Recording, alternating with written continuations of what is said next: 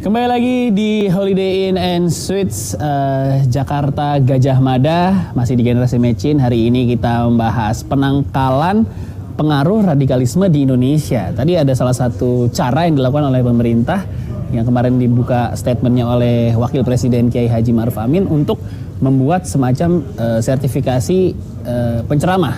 Nah, saya mau nanya juga ke Pak Suhendra, sebenarnya dari masa kampanye kemarin, habis itu dari pidato Pak Presiden segala macam, radikalisme ini selalu keluar, kata-kata ini ya, diksi ini selalu keluar nih. Sudah segitu mengkhawatirkannya kah Pak? Pertama saya harus jelaskan dulu ya bahwa masalah radikalisme yang berkembang ini itu saya menjawab dari sisi saya bahwa sebenarnya itu adalah tidak ada sebetulnya. Tidak ada? Tidak ada ya. Radikalisme itu tidak ada? Ya, tidak ada. Yang ada adalah kepentingan-kepentingan bahwa hal ini adalah kepentingan-kepentingan kelompok dalam negeri yang tentunya punya tujuan tertentu. Jadi saya harus sampaikan tersebut karena bangsa ini harus diberikan suatu kejujuran ya, bahwa tingkat hubungan teroris dan lain-lain itu tahapannya itu hanya sampai kepada simpatisan, bukan sel. Benar mereka itu menginspirasi, ingin menjadi tokoh-tokoh tertentu seperti itu, tetapi itu bukan tujuan. Contoh misalnya ya, bahwa apa jika terjadi sesuatu hal yang terjadi di Indonesia ya, itu ada namanya kode etik internasional bahwa pihak-pihak yang memiliki kepentingan tersebut dia akan langsung melakukan konferensi pers bahwa mereka adalah pihak yang bertanggung jawab terhadap tindakan-tindakan tersebut di negara manapun. Nah, selama ini di Indonesia tidak pernah ada terjadi. Artinya apa? Artinya ini hanya diinisiasi dan dilakukan dan untuk dan kepentingan kelompok-kelompok lokal saja.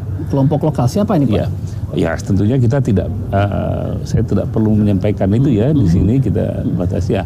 Inilah yang sebetulnya harus kita, kalau saya katakan harus kita musnahkan, tapi tentunya kita harus tahu itu penyakitnya itu ada di mana. Jangan kita seperti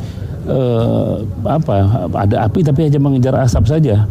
Ya, itulah yang terjadi sehingga penuntasan itu bisa dilakukan melalui operasi-operasi intelijen ya yang terukur. Dan melihat itu sehingga bangsa ini tidak jadi bangsa yang harus menjadi bangsa yang sebagai bangsa yang besar, dia harus punya mentalnya juga, karena terlalu sering tadi itu menjadi bangsa ini jadi bangsa kerdil.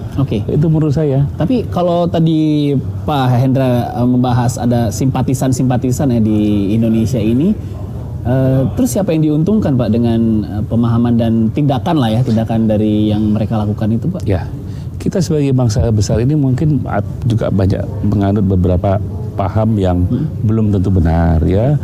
Nah, sebagai bangsa yang akan menuju dari bangsa yang menuju bangsa yang maju ya, tentunya tadi sikap tadi digambarkan oleh tingkat kelabilan juga ya.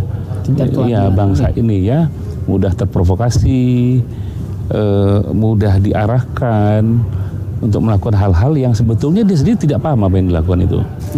Jadi kalau saya katakan bahwa intinya saya harus jujur walaupun itu pahit ya, tidak enak bahwa apa yang terjadi di Indonesia itu yang terkait dengan terorisme dan lain-lain itu, apalagi radikalisme ini sebetulnya adalah kepentingan lokal kelompok-kelompok tertentu, ya seperti memata-matai, mengintimidasi untuk kepentingan kelompoknya sehingga bangsa kita jadi bangsa kerdil.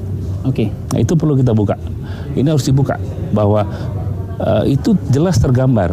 Kita bisa lihat kalau terjadi sesuatu di negara manapun itu pihak yang memesan itu pasti akan melakukan konferensi pers. Dia bertanggung jawab. Contoh di luar negeri ya, dan itu berlaku di mana saja di Indonesia. Jadi jika terjadi itu di Indonesia, itu 1 menit kemudian luar negeri akan melakukan konferensi pers. Dia akan bertanggung jawab dan mengatakan bahwa hal yang terjadi misalnya di Medan Street ya, pemboman, terus penikaman dan lain-lain ya, itu adalah bagian dari overall plan rencana mereka. Dan ini yang harus dibuka bagi mata kita semua bahwa kita harus memisahkan bahwa ini adalah masalah lokal dalam negeri ini. Oh, tidak ada hubungannya terorisme di Indonesia dengan kelompok. Beda. Tidak ada. Yang dipakai adalah model dan polanya saja. Model dan polanya. Ya, kalaupun ada tahapannya baru sampai simpatisan. Oh. Karena sampai saat ini tidak pernah ada yang bisa mampu membuktikan bahwa sel itu terhubung. Pelakunya itu yang nyuruh siapa? Ya kan? Sampai saat ini belum tidak ada itu. Bahkan aliran dana mungkin dari luar tidak ya mungkin baru sampai di situ saja, tapi tidak ada itu. Oke, dan apakah salah satu cara penanggulangan paham radikalisme dengan sertifikasi penceramah tadi menjadi efektif? Ya, saya melihat memang ada kesungguhan bahwa negara itu hadir ya. Saya yakin Pak Wapres itu dia punya naluri dan insting yang tajam bahwa masalah ini adalah masalah dalam negeri yang harus diselesaikan tentunya dengan sistem tata kelola dan administrasi di dalam negeri juga. Itu salah satu cara yang menurut saya bahwa negara itu hadir. Namun saya hanya ingin lebih spesifik bahwa wacana ini hanya jangan jadi suatu wacana dan harus jelas roadmap-nya seperti apa, siapa yang departemen mana yang akan bertanggung jawab dan siapa yang menjadi koordinatornya, karena ini berkaitan dengan tadi ini dunia intelijen ya. Ya, walaupun misalnya di situ ada Kementerian Keagamaan, Kementerian Pendidikan, mungkin ada Mendagri juga. Tetapi mereka kan punya sudut pandang berbeda-beda. Yang mampu menyatukan ini adalah koordinator intelijen. Yang dia bisa melihat orang dari segala macam latar belakang, tadi dengan disiplin ilmu dan pantas atau tidak pantas seorang itu untuk menjadi memahami, karena ini masing-masing berbeda. Tatanan administrasi berbeda. Ada orang misalnya yang mungkin punya kemampuan sedikit, tapi karena dia punya talent, bakat alam, sehingga tadi seperti Pak Baidowi sampaikan, ternyata dia lebih disukai oleh orang, ya. Ada yang singkat keilmuannya, keagamannya tinggi, tapi dia tidak begitu disukai orang. Nah, ini harus jelas standarisasinya ini. Nah, itu soal standarisasi. Saya mau nanya juga ke Pak Mas Duki, definisi radikalisme itu sampai mana, Pak? Apakah dalam pikiran atau sudah dalam tindakan? Karena kalau turunannya masalah konten dan tafsir, tentu orang semua akan berbeda kan di sini, Pak. Nah, betul. Untuk pemerintah sendiri membuat definisi radikalismenya itu sejauh mana sih, Pak? Sebenarnya radikalisme itu pengertiannya saya kira minimal ada dua hal yang paling pokok ya. Yang pertama itu adalah bahwa dia mempunyai satu pemikiran yang mengarah pada sebuah gerakan, ya, gerakan pemikiran terhadap sebuah gerakan, ya, gerakan yang arahnya itu bertentangan dengan faham kenegaraan kita. Nah, itu. Jadi faham kenegaraan kita. Contoh misalnya di sini, misalnya dalam konsep kenegaraan kita kan kita NKRI fahamnya. Tapi ada yang mengembangkan konsep misalnya konsep kenegaraan lain, misalnya khilafah contoh misalnya. Itu kan jelas bertentangan. Sepanjang itu adalah sebuah konsep dan kajian, negara demokrasi itu tidak boleh menghakimi pikiran orang, ya. Tidak boleh menghakimi pikiran orang. Tetapi kalau sudah berupa sebuah gerakan yang kemudian itu membahayakan terhadap eksistensi terhadap ideologi negara, itu saya kira menjadi ancaman. Nah, intinya bahwa itulah yang disebut dengan faham radikalisme. Faham radikalisme itu adalah faham yang jelas-jelas dia akan mengganggu terhadap eksistensi kenegaraan kita. Nah, kita kan punya ada beberapa kesepakatan kenegaraan. Yang satu misalnya konsep negara NKRI. Yang kedua itu misalnya ideologi negara kita. Yang ketiga itu misalnya konsep kebinekaan kita, kan seperti itu.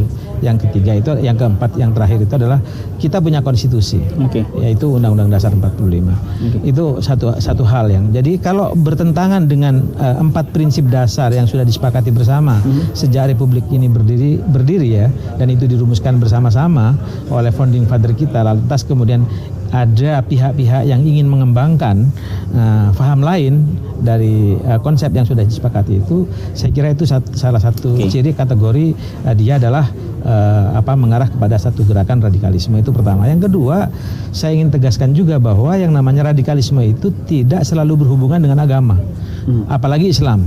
bisa saja itu ada paham-paham yang lain di agama lain juga muncul. Separatisme juga adalah bagian dari itu. Dia bertentangan dengan bagaimana konsep kenegaraan kita. Dia merongrong ingin mendirikan negara lain juga sama. Jadi banyak umat Islam yang merasa tersinggung ya. Saya kira kena salah paham. Jadi jangan salah paham dengan persoalan itu. Kenapa? Kita yakin sepenuhnya dan kita tahu sepenuhnya bahwa umat Islam ini di Indonesia ini mainstreamnya itu adalah orang yang berfaham wasatiyah, orang yang berfaham moderat, orang yang berfaham yang sesuai dengan 4 kesepakatan tadi. Memang ada beberapa gelintir orang yang tadi mungkin disebutkan oleh beliau ya, bahwa ada segelintir orang yang simpatisan tadi itu. Bahkan juga ada beberapa orang yang memang sudah melakukan langkah-langkah yang tidak kita inginkan bersama. Saya kira ada satu bukti yang cukup konkret, misalnya seorang Menko Polhukam mantan ya, misalnya ditusuk. Itu saya kira juga tanda-tandanya memang ya sesuatu hal yang justru mengkhawatirkan kita, dekat dengan kita.